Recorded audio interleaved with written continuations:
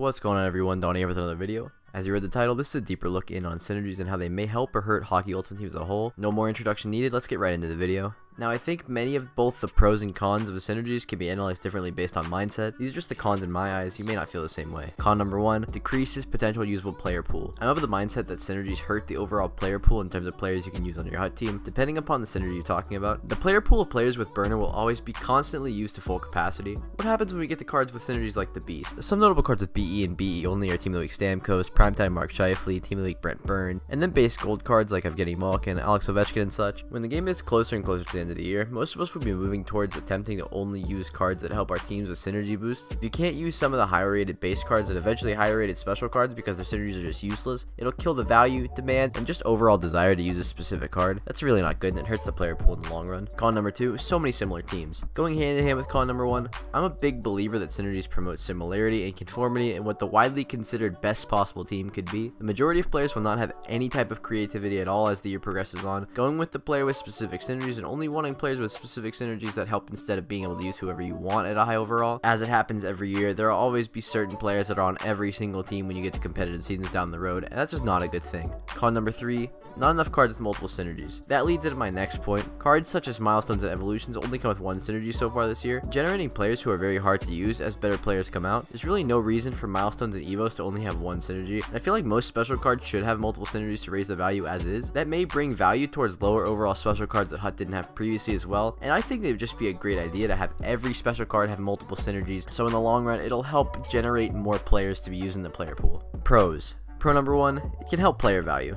Synergies do a good job to help certain player values based on what synergy they have. Obviously, certain synergies that aren't very useful won't help at all, but players that have good synergies will have their values bumped up significantly based on just that synergy alone. Look for example at Burner. Whenever a new Burner card comes out, the hardcore HUT fans go crazy about it and grab that player to improve their team. While there aren't a ton of synergies that are super beneficial, Burner's definitely one of the few that excite HUT players and make them want to grind or open packs to get that specific player with that specific synergy.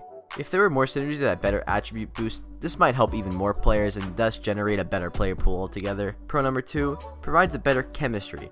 Old chemistry was pretty mediocre, and having position change cards and team change cards really didn't have any reasoning behind it. At least in theory, synergies should provide a real chemistry point to the game and add some value to team building and HUT, giving a boost to those who build teams with synergies over those who don't.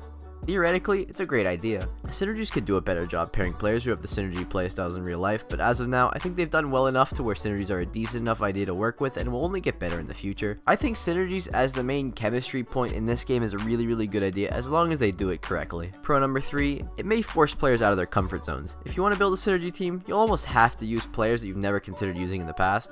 Especially with all of the new alumni and legend cards, you can no longer rely on your go-to studs, with EA kind of forcing players to go out and try different cards. Trying new things may not be fun for specific people, but if you find something you like a lot, it may become super enjoyable. That's where the whole comfort zone thing comes into play. If you try out a high overall player you may have been skeptical about because of prior years or other reasons, it may turn out that you really like using that player. That may help provide a little bit of parity in teams, especially moving forward if EA does a better job creating synergies, but as of now, I still think it's a really positive step in the right direction. Having more HUT players have to use different players on the ice will help a lot in the future in terms of generating value and helping the market out. And that's it for this video. Let me know how you feel about synergies. I'm very interested to hear all of your opinions. This has been Donnie. Have a great rest of your day and I'll see you all later.